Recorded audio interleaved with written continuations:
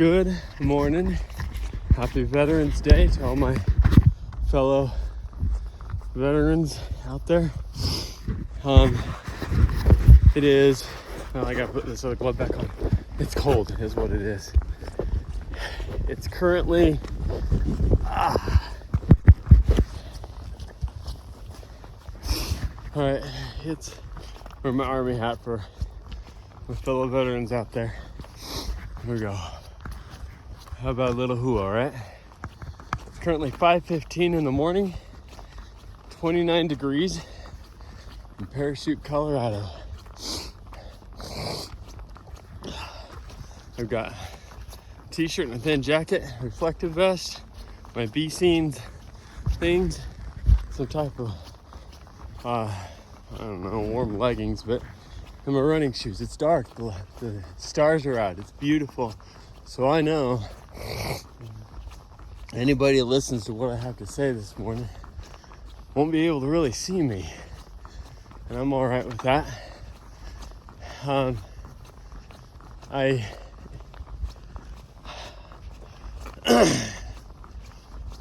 the website, I explained that, whoa, my fingers are frozen. On the website, I explain that there is really 4 categories of our lives. There's spiritual, physical, mental, or intellectual, whichever you want to call it, mental and social.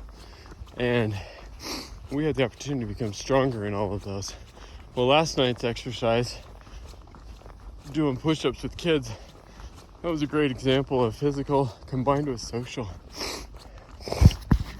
And to truly be living life is not to be doing it just for myself, to not be doing it with just excuses, but also not to blame, ridicule, cut down, etc. There's so much going on in the world, and I am at war through this clothing brand and my personal efforts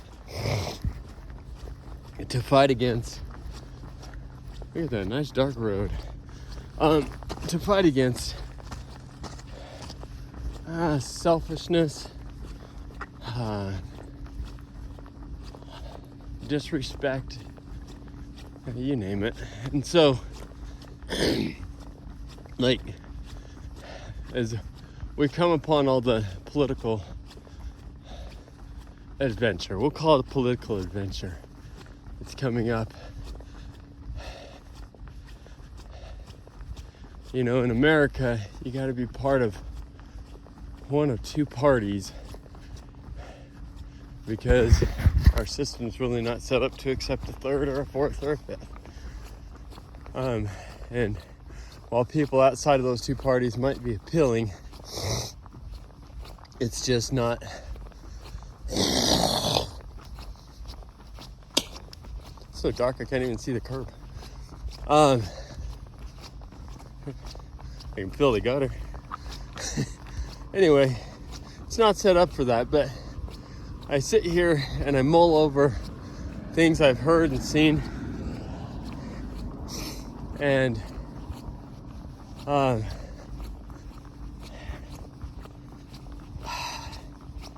when it comes to planet Earth, I believe there's a certain level of respect and disrespect that has occurred, and I believe we can do a better job there.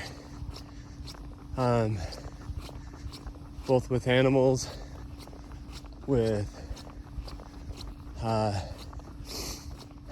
plants, you name it, all the above.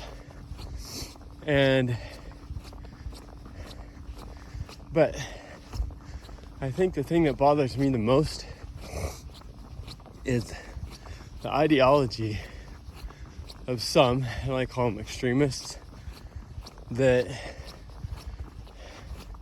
humans are the problem, that if humans didn't exist, everything would be better. And so in a way,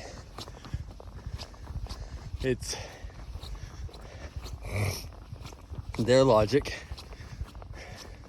that we need to get rid of humans, and yet they don't want to get rid of themselves. But they fail to see that humans have caused many, while we have caused many problems, we've also made a lot of things better. I look at all the trees that are in my neighborhood alone. Trees have been chopped down to make houses, and trees that have been planted around houses.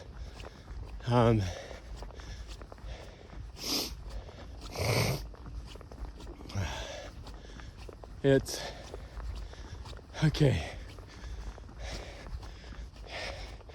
Let's see. I've been up for 5 minutes, 15. I've done about 20 minutes of a walking warm-up in this weather so that I can get everything loosened up. Now it's time to add a little bit of a jog in. All right. Flip my hat because it's game on time, right? The stars again are amazing. Amazing stars. So I really don't care much for the political debates that come, because it's almost like you have to choose the worst of two evils, and it just bothers me. I believe that humans are the answers to the problems, and I guess last night's a good example. A lot of people might look at the human tendencies and say, humans are lazy, humans are obese, humans are worthless, therefore humans should die. But humans have the capability of exercising. Okay, well, if everything was based on physical fitness, then last night's exercise was, I would say, 80% worthless. And yet it wasn't. It was magnificent. Because not only did it have a physical nature, it caused me to go through that whole process to love myself enough to change the stories in my head so that I would exercise. So that I would do something and get rid of the excuses.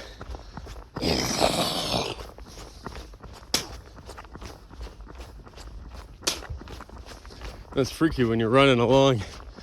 All you can see is a silhouette, and you see a bush in the middle of nowhere. You don't know if it's a deer or what. All right, so loving enough to want to do something, but then whether it's for yourself or for the world around you, it's just not enough. Your words aren't enough.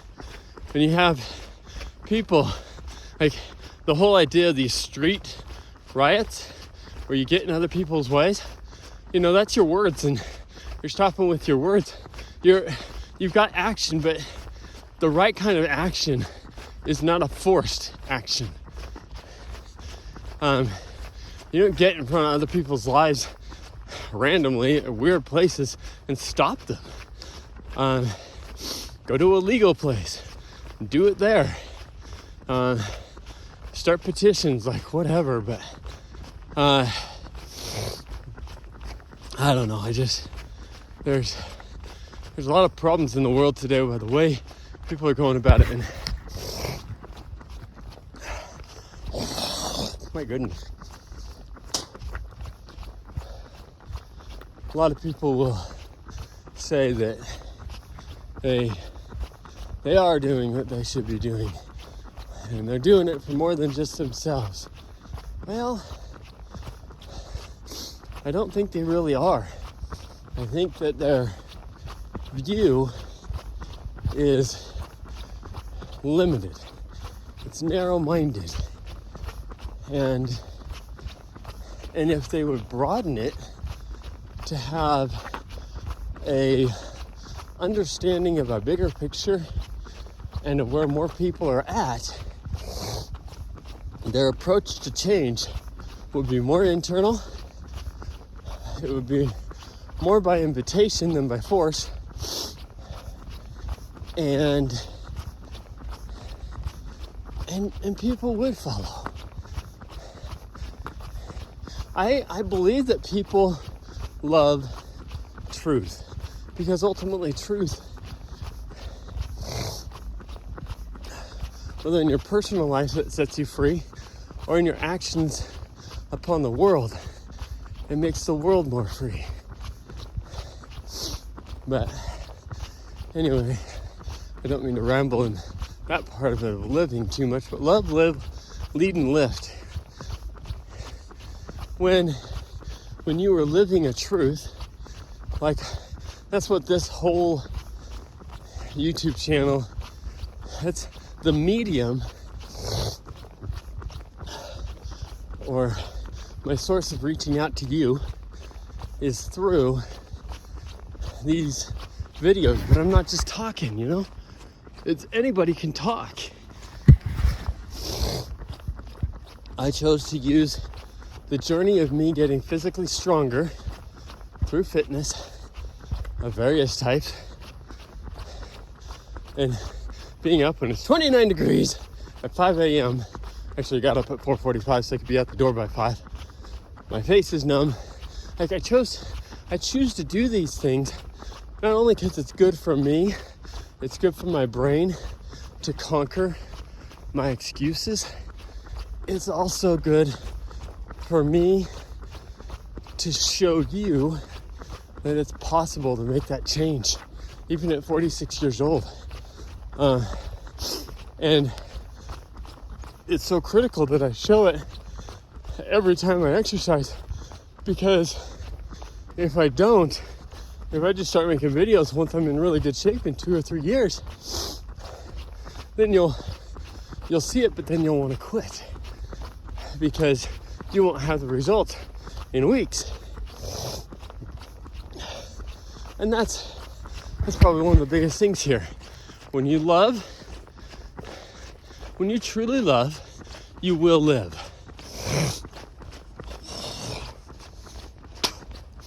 Not a selfish life, but a life that is open to truth and reality. And especially the truths that are inconvenient to you and your desires and your lusts.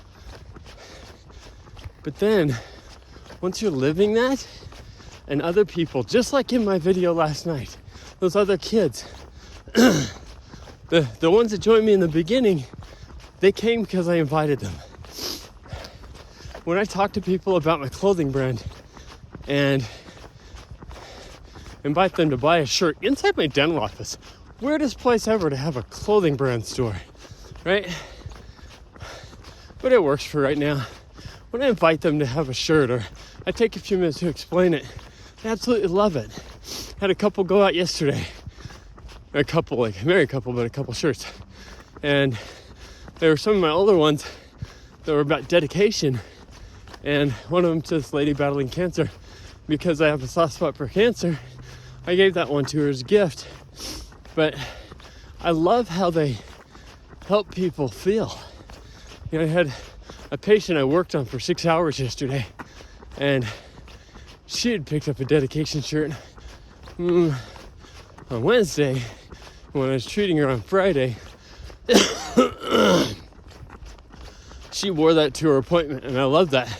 You know, dedication to making better choices, living a better life, being more responsible. It's just magnificent, you know?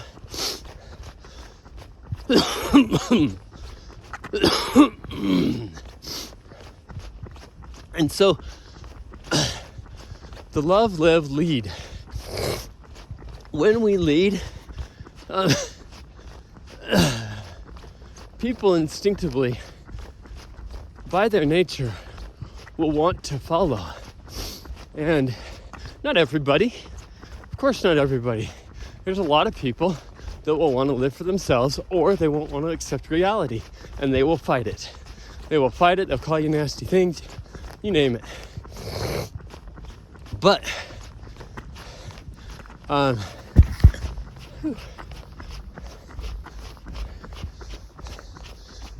the last step then is to lift. And one of the reasons for me being out early in the morning like this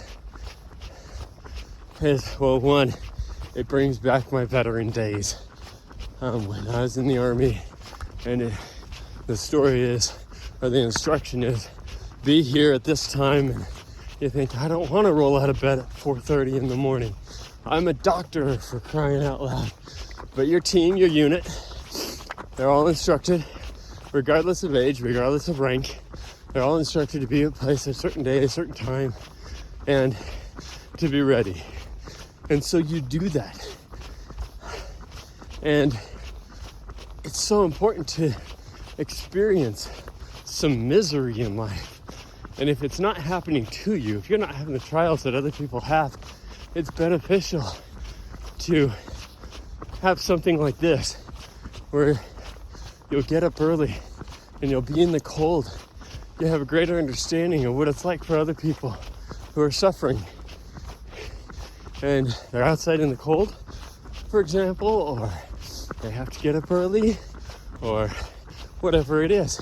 It's just, when you struggle, it increases your comprehension, your understanding of the world around you, but particularly of other people on an individual basis.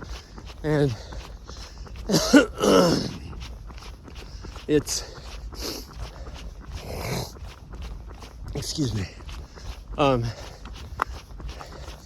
it's so nice to have people in the world that can truly comprehend. Ooh, sidewalk starts. Yay! That's nice. I like that. Okay. But it's when you have an understanding of where other people are at, it's easier to lift. It's easier to cheer them on. If you'll notice last night, when the little kids were trying to do push-ups and whatnot, they didn't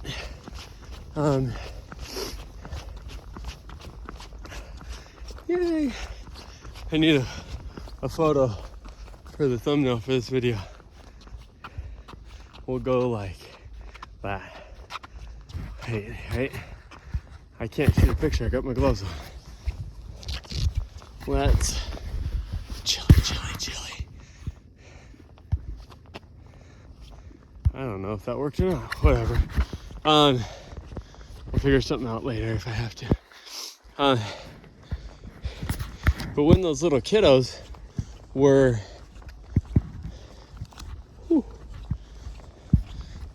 these are not super warm gloves, these are like my little thin biking gloves, but they're keeping the back of my hands from being icy. Okay. So, I didn't belittle those children. I didn't knock them down and say, you suck. You're not doing it right. You're not doing it my way. You have to do it my way. And this applies to anything. Particularly, I'll go back to what I had in the beginning. Those people that are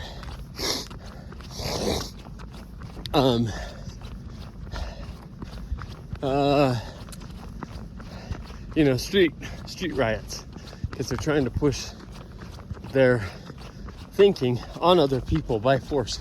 And if a car tries to get through, they try to stop that car from living their life. That's wrong. You're not the police. You're not the government creating laws telling people where and where they cannot drive when those laws have already been created. So those videos that I see periodically they make me mad that some people, we're gonna go this way, back on the street, sidewalk ends there. Welcome to small town living, right? Back on the street. It makes me mad that people feel like it's okay to force their ideology onto others. Whereas if they were doing a better job, maybe just living by example, that more people would have an understanding and they would be intrigued by what's going on, and they might jump on board that way. So when you have the opportunity with children, in particular younger rising generations, and some of those children might be in their 40s and 50s, definitely college age students nowadays, when you see them following truth and it's difficult for them, cheer them on. Those push-ups of life, of mind, of sociology, of spirituality, that struggle is a hard struggle. And it's amazing how powerful it is when you lift somebody else up. Go back to Wednesday when I was at the pool and Tim. Now Tim might not look like a physically strong person. He's got a lot of strength there. He knows he's got a lot of fat. He's got his own personal struggles that have got in there. But as a competitive swimmer in his younger years, and I think he said the longest swim he's done was, I think it was 4 miles across the open water, something like that. He's got some stuff he can teach me. And everybody there at the pool, all the lifeguards say, yeah, he's an amazing swimmer. He's not going to be running or riding a bike anytime soon, but he's an amazing swimmer. Well, what I liked the most about Tim on Wednesday was that he lifted me. So here I am trying to take what he's willing to teach me, and he cheered me on. And I told him that I'm trying to be able to swim 1.5 miles or more by my next anniversary. And he says, yeah, I think you'll do it. I think you'll make it. I think you'll make it way before then. You know, all these words of encouragement that he gave me because he saw the progress that I made in a single day. So, that's the big deal, is don't view people with where they're currently at and say that's who they are. View people by the direction that they're headed, and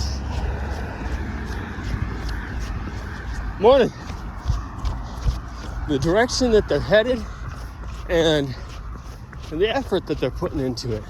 And that's why Tim gave me such encouragement, was because he knows I'm trying to become a better swimmer and I'm trying hard, but he knows that I'm not just saying I'm trying hard. He can actually see it in my results, that some progression, like I was able to swim down and back and without stopping. Yes, with some flotation devices to help me, but making that progress. He sees it, and so he compliments it and he cheers it on. That motivates me in my soul to say, you know what? I'm gonna try harder. People like to be praised. Everybody likes to be praised. But I think it's a horrible thing to have praise come easily and to everyone. I believe praise needs to be earned.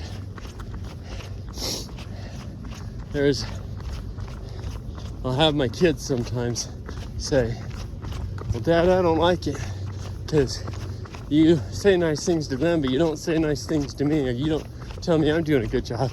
And I look at them and I say, well, are you getting the same results? Are you, if your idea of praise is you did 50% of a 5-minute chore and then you sit down to play a computer game, then I'm not going to praise that.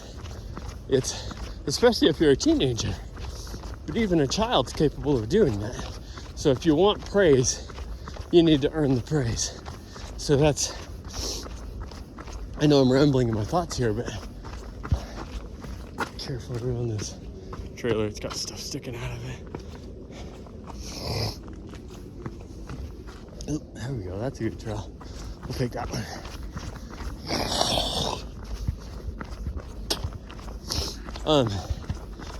And so in my designs, you'll see a few things that are on the website if you go there. And the website is SWS.LIFE. It's not a .com or a .net or a whatever. It's a .life. And I pay a lot extra every year, like a few $100 just to have that website. But the whole reason is because it's important to me for people to realize it is a lifestyle. It is not, it's not just a product. And it's a lifestyle that targets everyone. So let's go back and talk about what is SWS? Stripling. Well, stripling, when you look at the 1828 Webster's Dictionary, in a nutshell, is someone that's at the point of growing up. You know, they're going from adolescent years to adult years, but it's not just that. Now, I believe that that's what the term initially meant, but I'm taking it to a whole nother level, like the level that encompasses, I can't even see where the trail is right now. My goodness. Sorry, I'm scared I'm gonna run into bushes. There we go. So the lifestyle that's going to, well, be more responsible, but go after the things that I was just talking about, the love, live, lead, and lift on all four levels of physical, spiritual, mental, and social.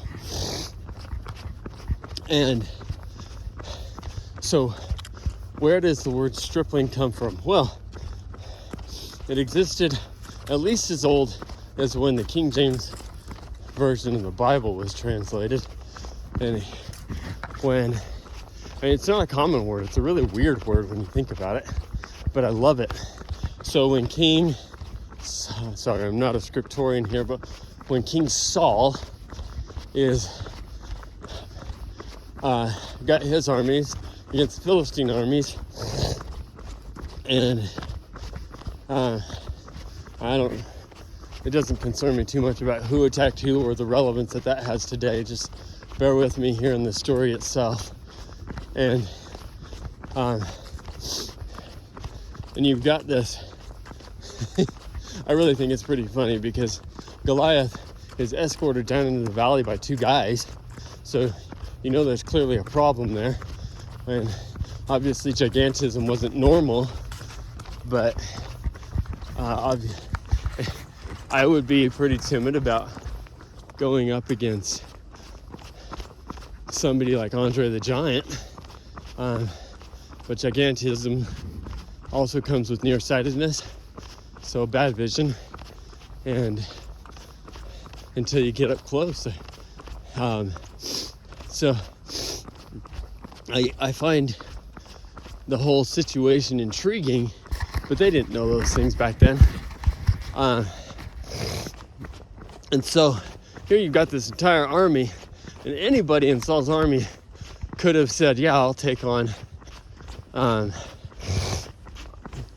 the Giant or this Goliath. And yet none of them do. You've got sword fighters, you've got slingers, you've probably got archers. You've got all these people, but not a single one wants to take on Goliath. And no doubt if you get up close to him, all of those Israelite soldiers, one blow and Goliath would have knocked them out and killed them, and they would have lost the war. But you get one young person.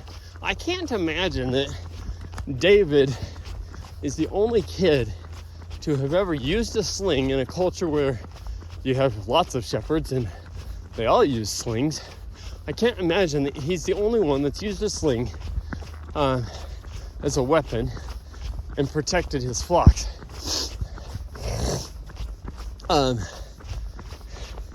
I imagine that a good number of the people in that army, it's kind of like, I don't know, it's like today, guns are becoming a less popular thing, but I know thousands of people that enjoy target shooting, hunting, etc.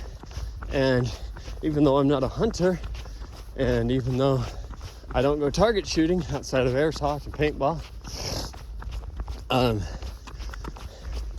and the only gun I own is one that I actually bought for my wife, and she doesn't use it either. So even though I'm not in that world, it doesn't mean the world doesn't exist. And so I've got lots of acquaintances out that do that stuff. And so what I mean by that is I don't have my blinders on. Reality is that there's lots of people out there that love guns and use guns. Okay, so, and all sorts of different types. And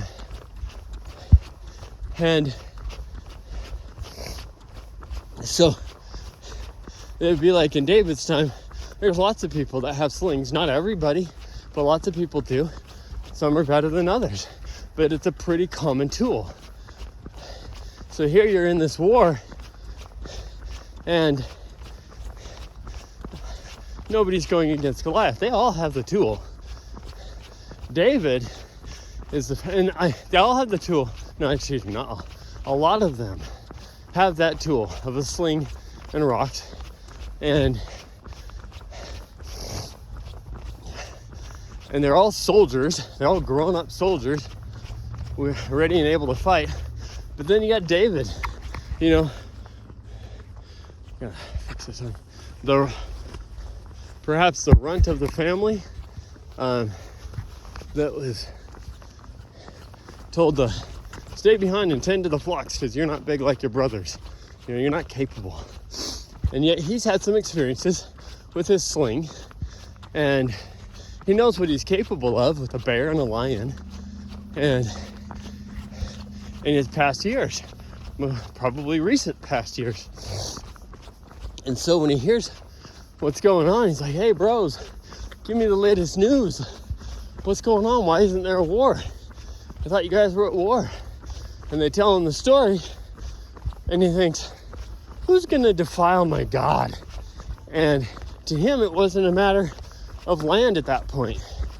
It became a spiritual battle of, they challenged one-on-one, and whoever won that battle won the war, and the people would succumb.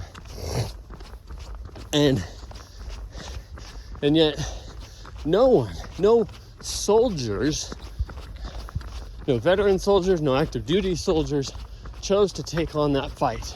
And then you have a civilian who's had two experiences with a sling, and probably lots and lots of practice without having to fight a wild animal. And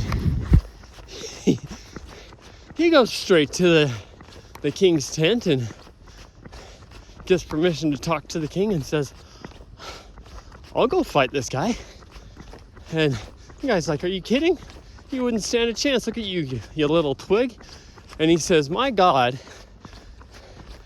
can help me do this. My God has protected me from a bear and a lion, and this big man, this giant, is nothing more. And so he sends him down, and he's like, wait, here, take my armor. And he says, no, I don't need it. I don't need all your fancy stuff. Just let me go fight this battle. And then King Saul, he says, he asks his servant, says, who is this stripling? Go inquire who this stripling is. It's like, this kid's just a lad. He's a boy. But what made him different from all the others, I don't know, they might have had soldiers of that age and that size in the war, and David was just the smallest of the family that had to stay home. But the point is, this young man was the one that had a warrior spirit. He was not just someone that was showing up for a paycheck. He was not someone that was just how do you say it?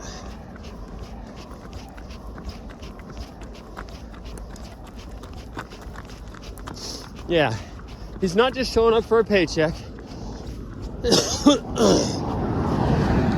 and a meal and a place to sleep, and he's literally out there living his life, and when he needs to stop and do something of a higher impact, he's not afraid to do it.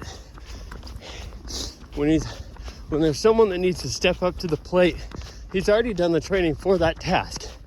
Not that he could fight sword to sword, but he knew he was capable of this unique task, and he didn't shy away.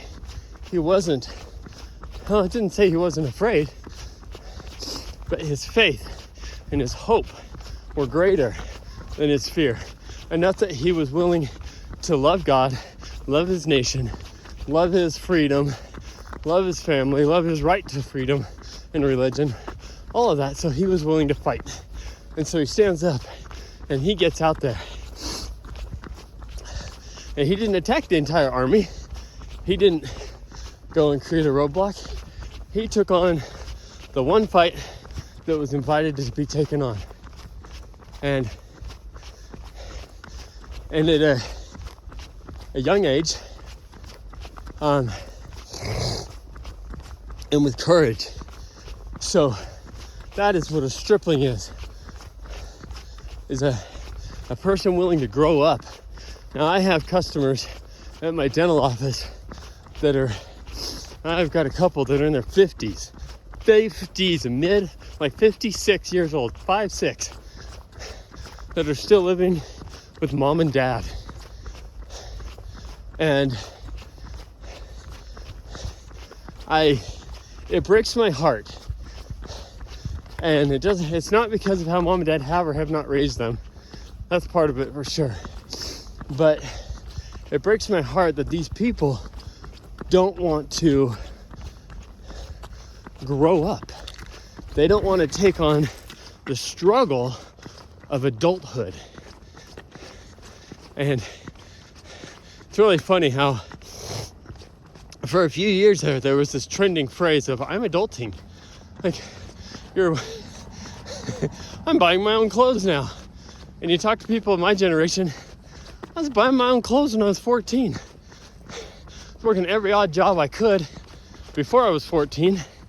Started working at 14. Got the school to sign the letter so I could. Everything else, still got A's through high school. Not before high school, but through all of high school. Still got good grades. Still worked out lots of hours. Had my full-time jobs and long days. I mean, a warrior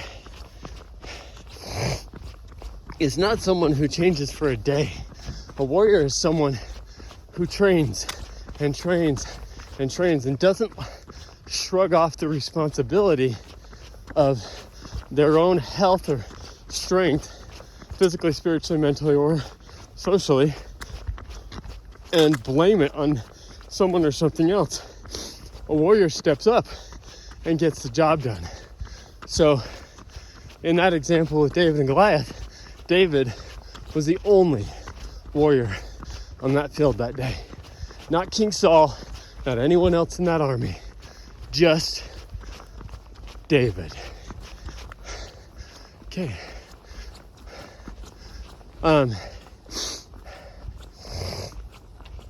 So that is a warrior. And so I'm going to talk for a minute about when I was a soldier. I made so many bad choices. When I was a soldier in the army, I was not a warrior. I was there to because I had earned a scholarship where they would pay for my dental school years at a private dental school at CU in Colorado. And they would pay for that if I would pay back 4 years active duty and 4 years in the inactive reserve.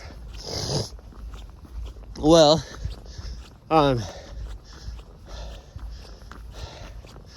well, look, here, we're gonna do a picture with a little flag. That'll be my thumbnail, huh? Look at this. Woohoo! Happy morning, freezing, cold morning. But ironically, I'm actually sweating under all this. That's a good thing.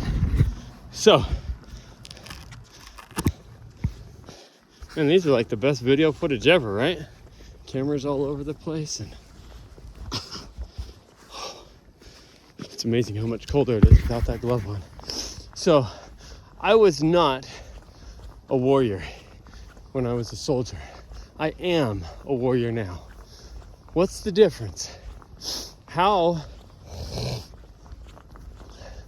I'm going to teach you a little bit about myself. I guess in some ways, in my growing years, I have been a warrior. Okay, in some ways. But when I was in the Army, I had a bad attitude, like most of the soldiers around me. I complained.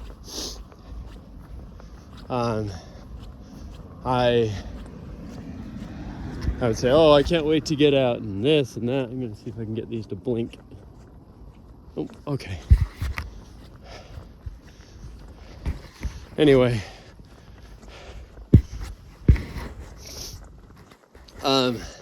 I would complain. I would do the minimum work. I didn't stay around to help the assistants. When I had my downtime, I wasn't training my body.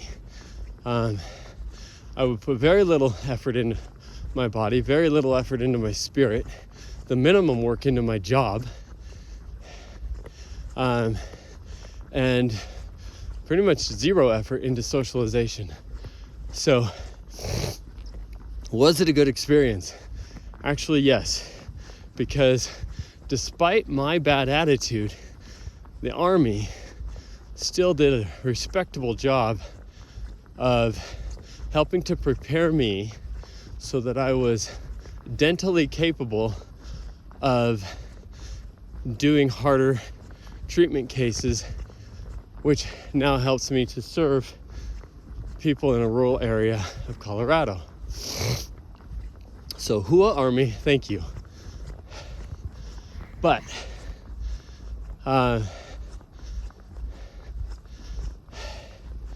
if I was to go back and do it again, if I was to go back and be a warrior instead of just a soldier, what would that look like? And let's talk for a minute about what that would look like.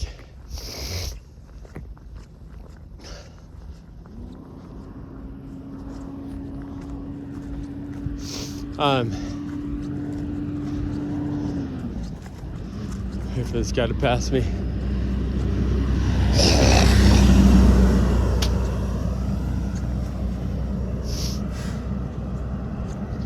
All right. Okay. That would look like this. On a physical level, instead of going to the chow hall where we had our food and picking up fatty, sugary foods, I would have picked up healthier foods, salads and proteins, whether it's bean or meat, I don't care. I'm indifferent on that one. And yes, I've watched Cowspiracy and other documentaries.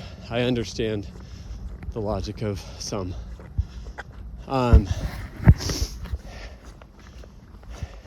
And if that's what you want to live, then by all means you live it. But, okay, So I would have eaten healthier. There's a lot of downtime in the Army. So I would have taken my downtime and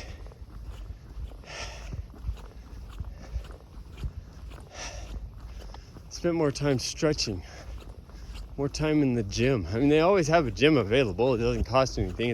The gyms are open like 24/7. You can go work out whenever you want.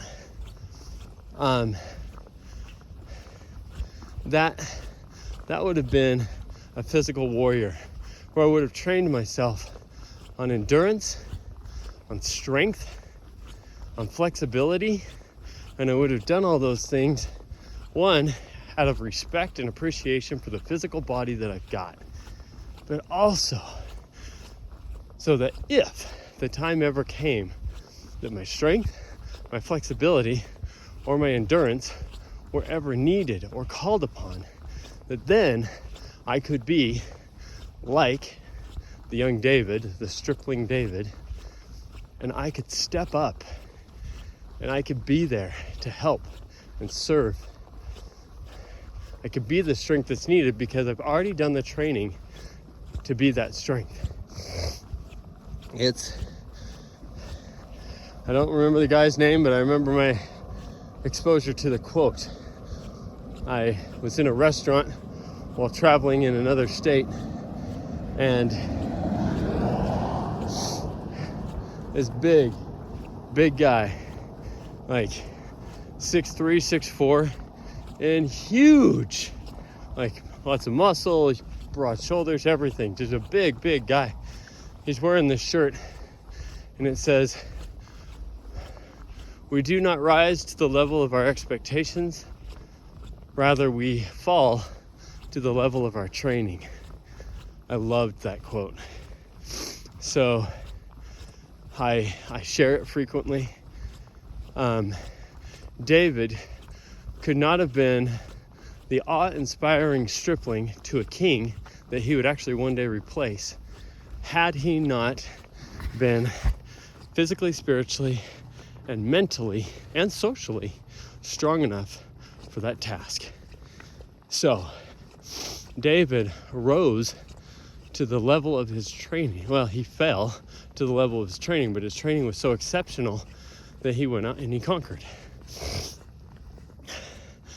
And it's the warrior's mindset of doing what others won't do when others won't do it, so you can be prepared to do what needs to be done when others are afraid. I'm gonna have to go back and listen to that. I like that.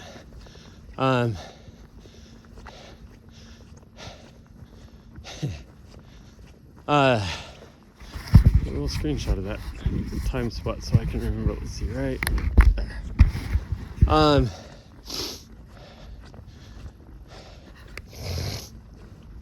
But that's what a warrior is. So if I was a warrior in my Army days, those are the changes I would have made. If I was going to sit down in my room and be reading my scriptures or something like that, I'd be stretching at the same time. If I wasn't eating, then I would be at the gym, but not just exercising for myself and not trying to make myself look good for other people, as much as trying to be strong enough to be prepared to serve those other people. And I would have been doing it on a social level where I would have had other soldiers with me, just like you saw last night, just with my little kids. Wasn't that just the coolest thing? How when I started, I invited anyone who wanted to join me, and 3 joined me. And as the time went on, not only did more people join me, but even I got involvement by no nagging at all, just by sheer example, laughter, and enjoyment of the struggle of exercise. Then my teenager came out, because he doesn't like being on my videos, and I respect that. He doesn't want his face out there in the world. I respect that. But by his own initiative, he came and got involved, did some push-ups, tried to do push-ups with a kid on his back and stuff like that. And that's cool to me. He's not a real physical fitness person right now in his life anyways, but the more involved he gets with that, the more he'll enjoy it. And I just love that example. So that's what I would have done in the Army, is I would have been more social in the gym as well, and had other people, hey, I'm headed to the gym, you want to come join me? And never show that I'm stronger than them, but always invite and say, come on, you can do this. Like, it's never like, I hate using the word like that. Like. It's like a broken typewriter.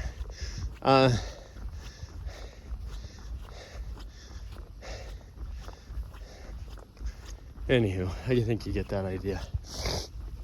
Spiritually, it is hard, very hard, to stay spiritually strong when you're in a war zone, when you're separated from your family, when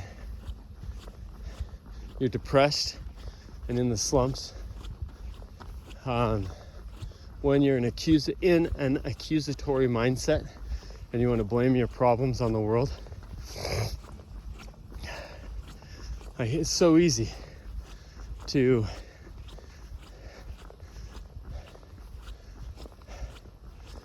just be I know the one phrase is negative Nancy. Can't remember the one for the guy, but to just be negative. Well, if I was to be a warrior, it doesn't do a lot of good to be negative. It pulls your energy, and it actually cuts your energy in general, and then it diverts your energy from what's useful to what's not useful. So anyway, you got an idea of what I would have done differently physically. Spiritually, I would have been consistent with studying scriptures every morning. First thing, get up, study scriptures. Now, did I do that this morning? No. When my alarm went off at 4:45 this morning, let me deviate here. The whole reason I got up early was so I can meet a veteran friend for a lunch or breakfast at 7:30, and I got to have breakfast at 7:30 because I got a couple events at my combat arena to run, bazooka ball and paintball today, and for some large groups. And people say, well, you're a veteran, shouldn't you close on Veterans Day? Well, that takes you back to the mindset of a warrior, right? The business, the idea of getting people out, physically active, engaging face to face, becoming physically and socially stronger, emotionally stronger, that is more important than me taking a break for a day. So if I've got people that want to come for an event on a day that most people say I should take a day off and sit around and sit on a lawn chair and drink, that's not the warrior's way. If I was to have my way, I would think that there'd be some trend across America that on Veterans Day, all veterans would be out doing service to the community, because that's who we are. So anyway, spiritual strengthening, if I was to do it differently, when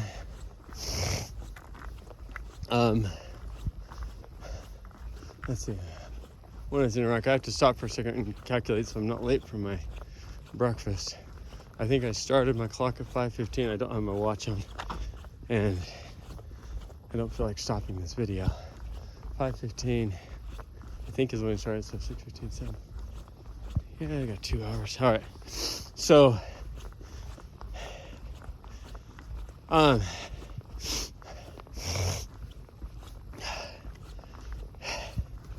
prayer. I still struggle with prayer. I'm consistent with it. I pray every morning and night, but half the time I'm so tired that I just don't feel like I'm in it. But I think that's kind of where I'm at with my physical exercise half the time too. I'm tired, and so speaking of which, I was telling myself when I got up on the flat I'd be running again. So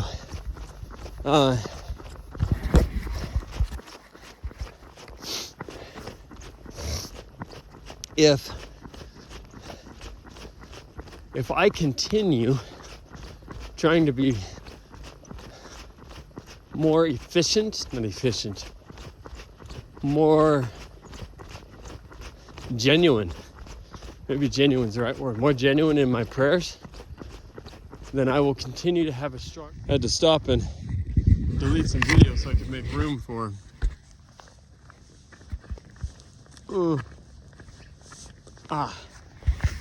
Whew, it's cold. Anyway, I had to stop and delete some videos. Had to make space on my storage.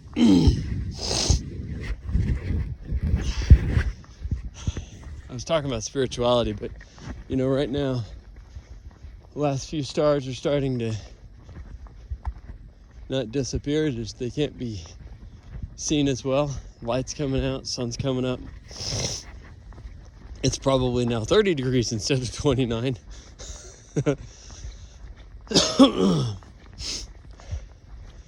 But as I sit here and I make this lengthy video, logic would say, YouTube algorithms doesn't like long videos. Yeah, that makes sense. I get that. And because they've got to pay for the storage. The people don't like watching long videos. I understand that. I'm hoping that this will give people the ability to listen to something that might resonate with them and while they're driving or something, exercising, whatever, that is more useful to their soul than other things. And when I first started, I did not like the idea of making a video and sharing it with the world. It made me so uncomfortable. But I envision a day where I'll have the responsibility and the opportunity to talk to thousands upon thousands in crowds. And what a blessing it is to have something like YouTube as a medium to help me get over that fear and to train. Like I was saying earlier, we fall to the level of our training. We do not rise to the level of our expectations. So, no doubt, as I make videos and I share them, there's a lot of other things I can work on. But it does help to strengthen that part of my mind in public speaking, to be able to talk to you. And you know, one of my best friends in this little town that I live in, his name is John Lyons. Yeah, I like John, but my favorite in that marriage is the wife. She's such a sweetheart. But not to disrespect John, I like him a lot. I admire and respect both of them. And well, maybe it's because his wife gives me like a shoulder massage every time she sees me. I don't know. But anyway, a great couple. Now, John Lyons, for anybody that has been around horses, they probably know the name John Lyons. He's big around the whole world, definitely America. Is the world's foremost horse whisperer, I would call it. A phenomenal man. And he is used to and accustomed to speaking to very large crowds. I asked him one time, years ago, when I knew that my journey for Stripling Warrior Studio, or SWS.LIFE, was coming upon my shoulders, that I asked him how he did it. Like, how do you talk to large crowds? And I loved his response. He said, Bruce, when I'm standing in front of a large crowd, I'm not talking to a large crowd. And then he paused. And he just sat there for a second. I listened. I couldn't foresee what he was about to say. So I was intrigued. And then he said, I'm talking to one person at a time. And I usually look straight at that person. And I thought, oh, I gotta keep running. My deal was I was gonna be nice to my knees and walk up the steep hill and then run the long distance that's a little up and a lot downhill or flat. So anyway, all right, back at it. That taught me a lot from John in that moment, and I thought, that feels so right. And it resonated with me because that's what this is all about. I am not about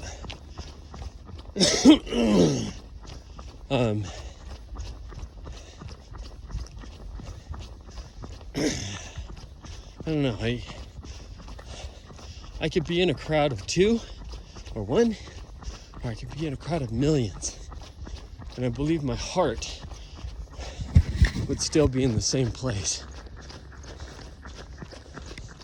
The only hard part about being in a larger crowd is the impact of the naysayers and their catcalls. That's probably the biggest negative, because they've got that whole crab effect, you know, where they pull everything down. Another thing I've learned about myself, I hope to be a little bit more jovial and lighthearted, but not childish. I am not a real funny person. I've tried, it's just not me. But that doesn't mean I can't learn to be more lighthearted.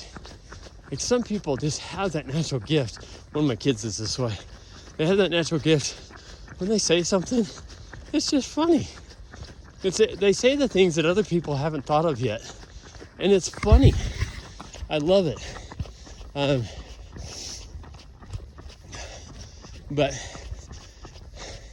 humor is something I have to work on. But I believe that as I work on what I was last talking about, my spirituality, I think that will change as well. Because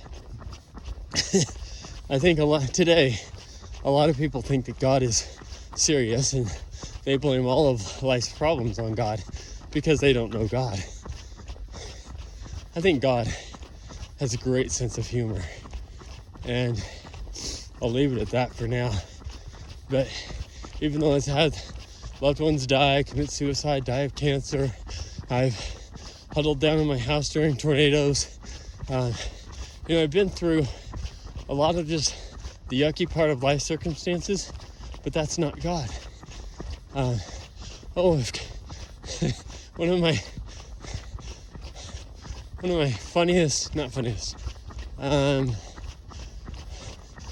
of my thoughts that I have whenever people are quick to blame God or use this following phrase, I wonder, and I'll tell you what I relate it to. When they say, well, if God was real, or if God loved us, he wouldn't allow these bad things to happen. And by bad things, they mean the things they don't want to experience. And I'm the exact opposite. I think because God loves us, he allows bad things to happen. Because it's through the bad things that we open up our minds and our hearts, that we have a greater level of compassion and understanding for other people in their struggles. How horrible would it be if God was like that parent that gives a child everything they want? How horrible would that be? No, God is wise, and God is not your shopping center. Meaning, I watched this video of someone recently where he was talking about prayer, and he said that too many people go to God like they're going shopping. I need this and this and this and this, and I need it by this time at this location, and they leave it at that. And that's not, he says that's not how prayer works. And it's so true. I mean, think of a child, especially a young, ignorant, demanding child that says, I want this and I want it now. And they don't get the big picture. They're completely irresponsible, and just a loving God. If you want spiritual strength, quit blaming your problems on God. Start there. Start there. But if you really want to know God, then at a minimum, I invite you to follow my example of at least reading your scriptures, whatever they might be. If it's leading you to make better choices that don't harm other people,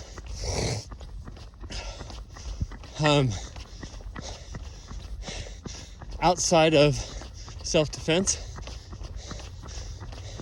freedom of religion, freedom to practice your religion, and being able to protect your family, then study.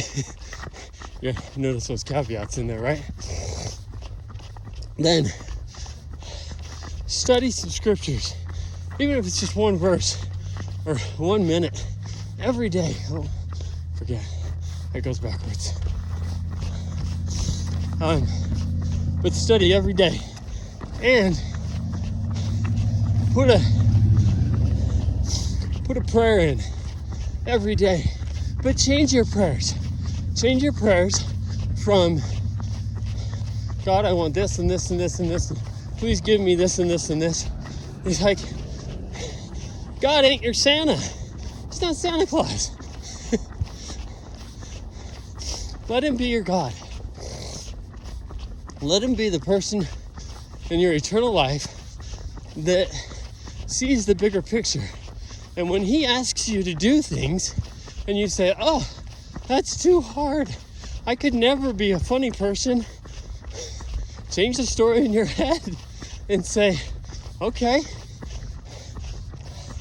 I'll start listening to clean comedy so I can try to figure out what it means to be funny. Or like a minute ago I just said, I'm not a funny person, I never have been. That doesn't mean I can't be. I can be, but I gotta put the work in to get there.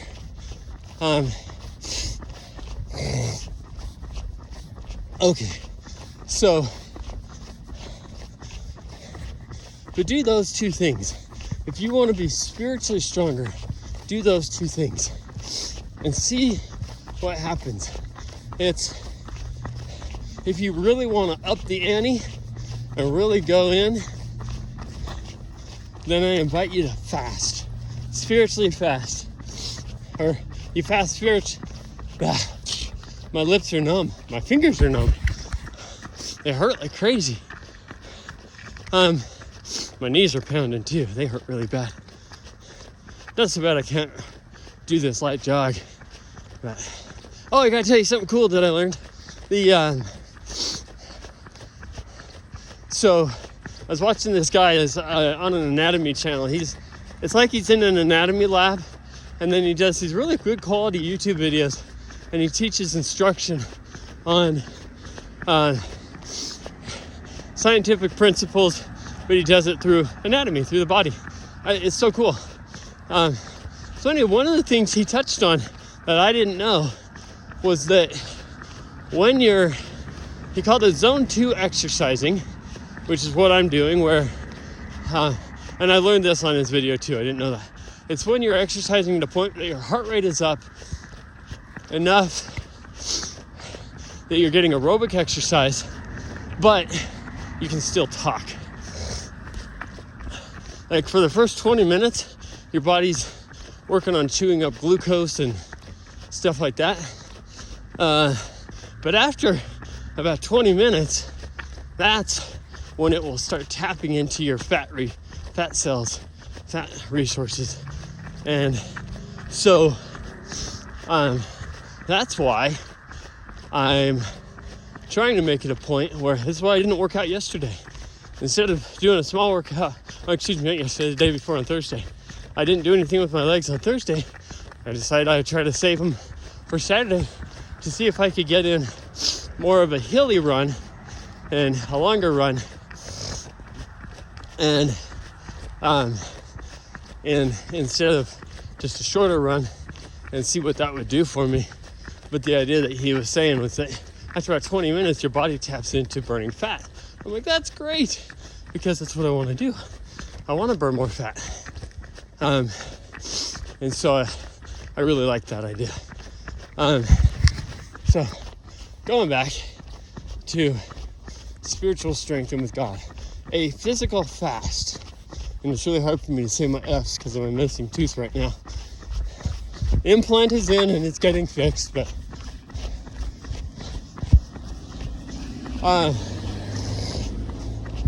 okay, so I just did a physical fast, and I talked about it in one of my videos, but it's Ramadan. There's people that have that, and then there's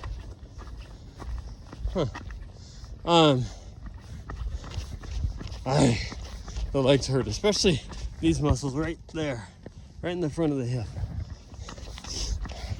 They're gonna get a good stretching today.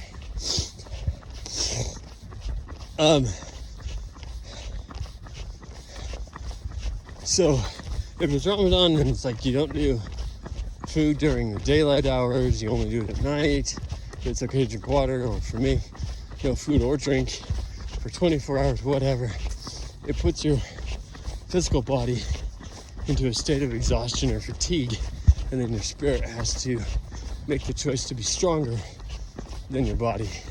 So that's the invitation there, is if you really want to up your ante on that. Hey, good morning, sir. How are you? I'm enjoying the cold. All right. I think what I'm really enjoying is the ability that I can actually be up and going. I've got the physical capacity and the mental capacity to overcome the cold, so I can enjoy the cold. That's probably the truth of it. So fasting, if you really want to up it, but don't do it very often. For me, fasting is once a month, maybe twice. And I'm still working on gaining that spiritual strength, but I will say that for all of my friends that have given up on God for whatever reason, I think the first thing they give up on is studying their scriptures. Or even just reading a little bit, getting a taste every day so it gets your head in the right place. And so when they stop having that mindset of God and all of its capacity and wisdom, then they're left up to the mindset of the world. And so spiritually, there's like, you're left to the dogs, man. They will devour you, and that's what this world is made up of. And whether it's me trying to win you over to the logic of living a stripling warrior studio lifestyle, or someone else, like, everybody has a mindset that they want everybody else to agree with. So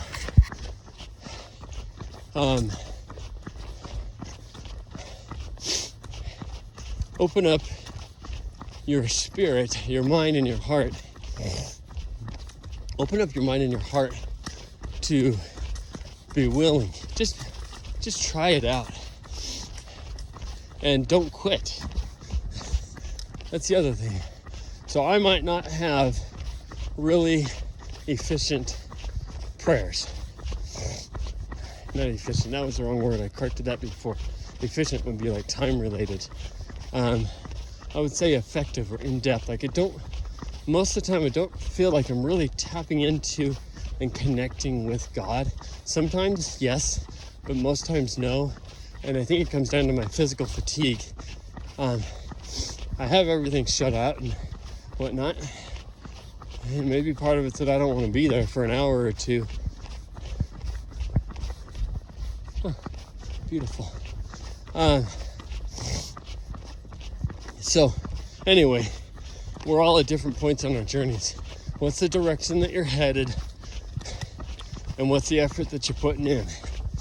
So for me right now, on my spiritual strength, if I was to change what I was doing in Iraq, I would have been consistent on reading some scriptures first thing in the morning, praying morning and night, and fasting at least once a month to try to overcome my physical and mental barriers and allow my spirit to be stronger.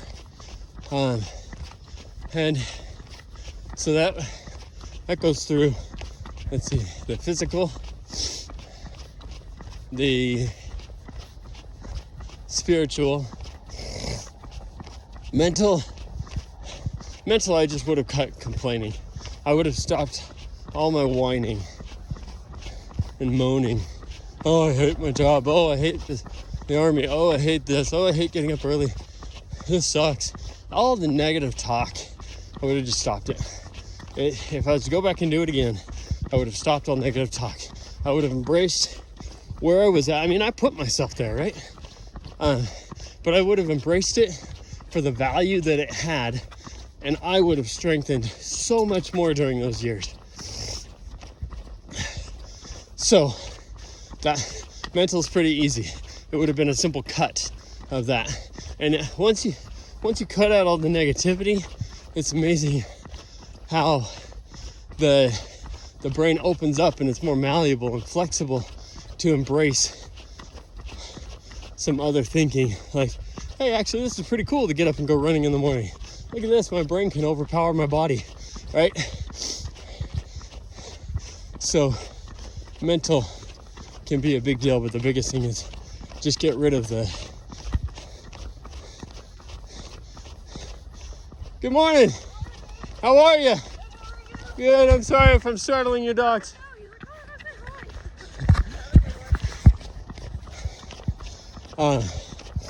Yeah, so mental, just overcoming the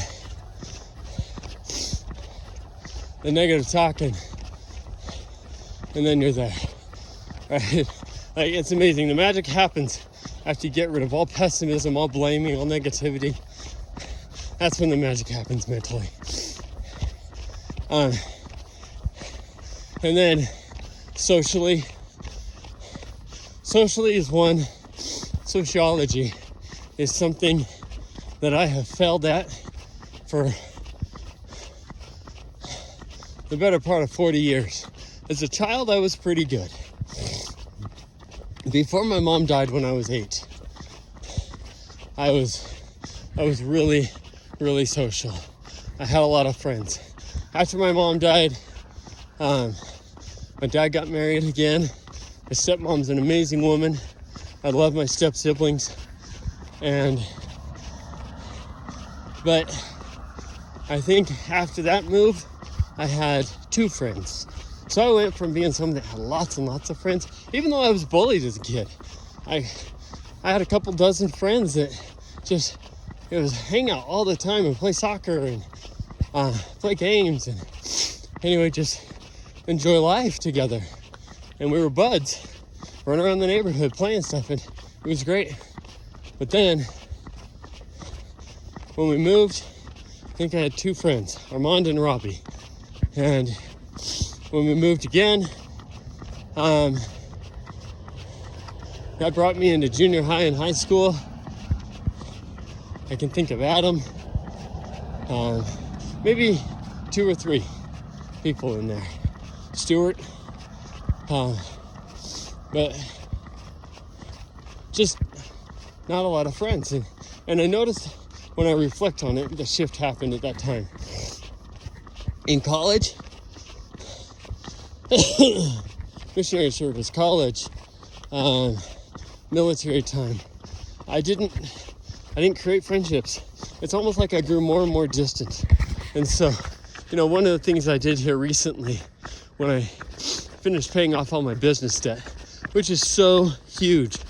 Guys, when I moved to this little town, my business debt was almost $1 million. It took me 13 years to pay that off. But now, 2 commercial properties, 2 small businesses, some employees. I love what I do, and it feels really satisfying to have that paid off. But one of my ways of celebrating here was within the last couple weeks. I had all these letters go out to dentists all across the western half of Colorado. Now that may seem like a lot, but you got to remember the western half of Colorado is really dispersed. It's mostly mountainous, so there's not a lot of people in it. So I want to say 200 or 300 dentists at most. So I sent these letters out and just trying to reach out for friendships. And it's cool. I've had a couple of those doctors text me and reach back out to me, and I like that. I'm gonna do a cool down here for the last little bit before I go to either my breakfast appointment or my house, whichever. Oh, legs hurt. Calves and quads. And that little muscle right there. But I can see you finally. Hello. Good morning. I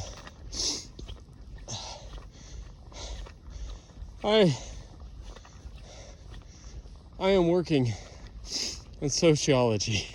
I'm being more social. I'm bringing people into my life.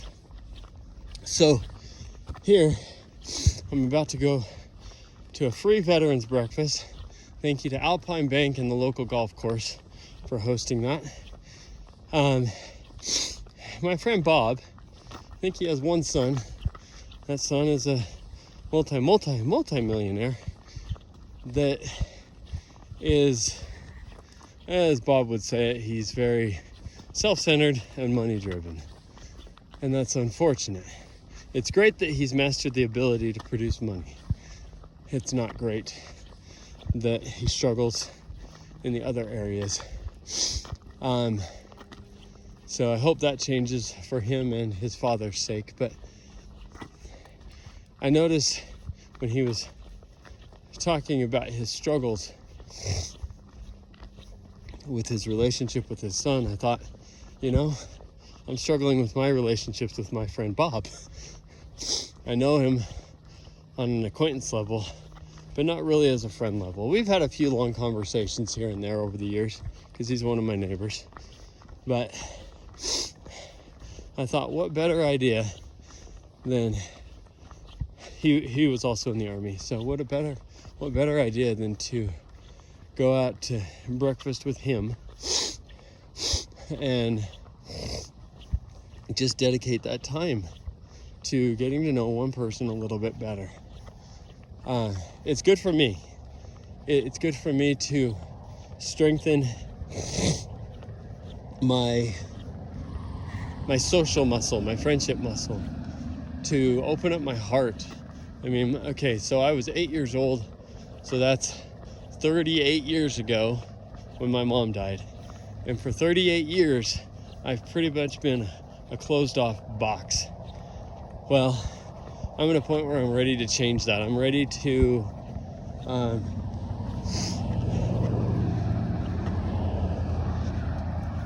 have stronger relationships, have stronger friendships. And the nice thing is I got to be selective on that because I only have so much time. But if I see someone that I would like to get to know better, then I'll reach out to them like I did with Bob. And I said, okay, you know what? In my own head, I'm thinking I need to change. I need to change who I am and get focused on being a better friend. So that's what I'm doing here. And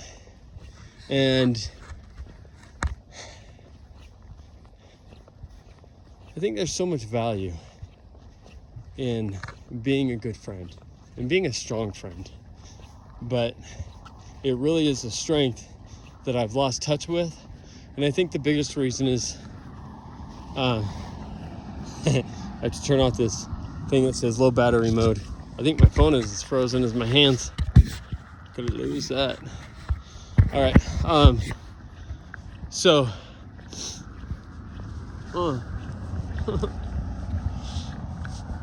it might not be snowy or icy, but it is cold.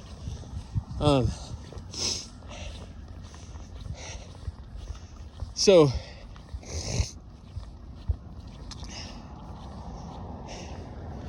I think I have mostly felt like my grandma died when I lived in that house. A few years later, my mom died.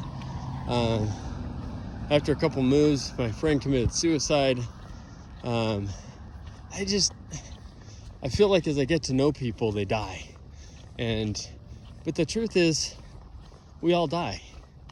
And my goodness, as I went out for a run early morning hours, one of my friends that lives on the other side of America told me of one of his friends that died when he was out for an early morning jog around 4:30 in the morning. And that's why I've got all the reflective stuff on, and that's why I'm trying to do my best to be seen, and I try to be careful, but I know it has an inherent risk. That's also why I chose the path around the golf course instead of the wide open road like I would normally use. But it's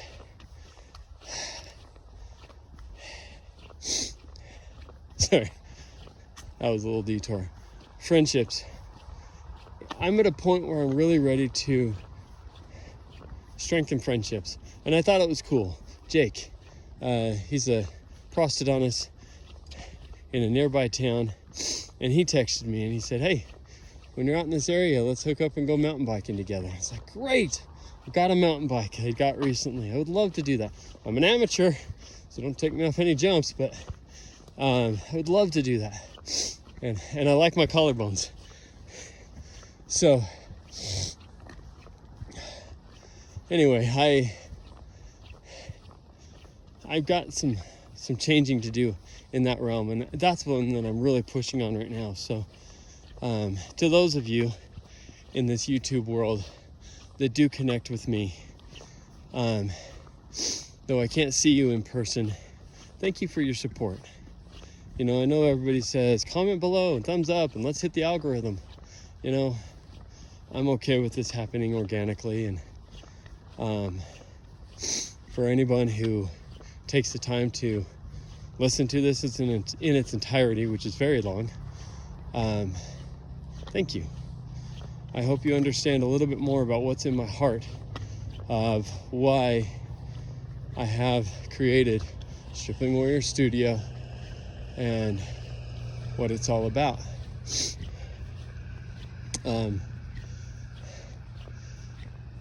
Knowing that I've served a few years in the military, I did it for my own benefit, to pay for dental school, so I wouldn't have that additional debt.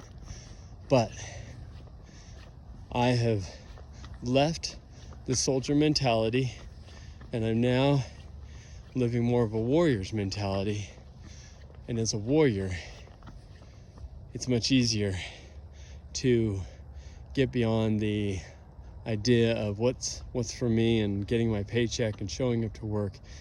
It's much easier for me to come out here and do what I'm doing, to be working out at, getting up at 4:45 so I can be on the road by 5 and I can talk to you this entire time with less traffic. Even though it's dark, you can't see me.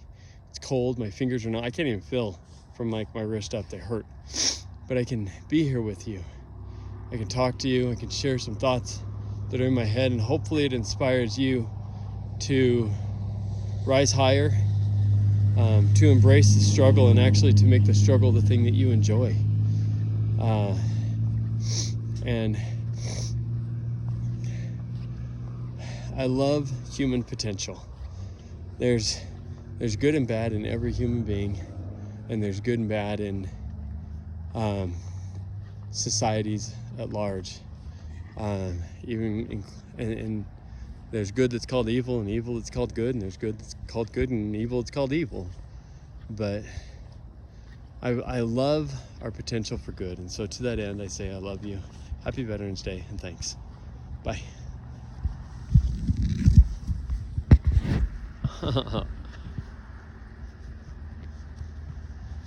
Oh, now bye.